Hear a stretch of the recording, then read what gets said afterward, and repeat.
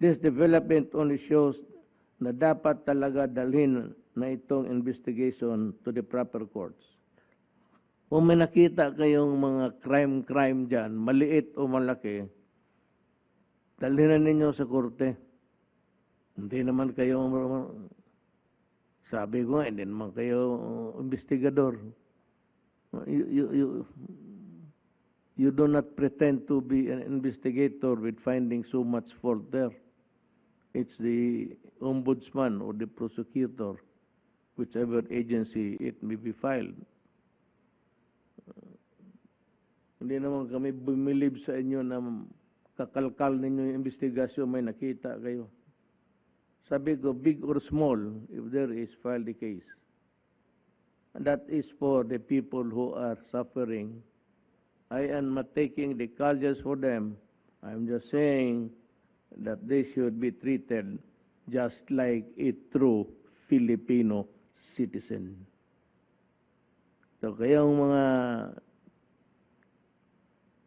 citizens of the Republic of the Philippines, alam na ninyo kung sino at ano ang mga, sometimes an office, the way you handle, you conduct yourself while you are there, and you think that it is power, tapos ganun ka. That is a reflection yung pagkatao mo. So tignan lang ninyo kung sino yung Pilipino na magsigaw-sigaw sa kapwa Pilipino niya, tapos yung iba, ganun rin.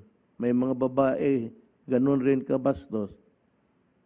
Yung may inuduro naman dyan sa fictional ball for you. Mga Pilipino, alam nila kung saan kayo ilagay. You know what? Ako kung sa ano lang, hindi naman ako naghanap ng damay kasi mag-retire na ako. Pero matagal na rin yan sila. Halos kaedad ko yan eh.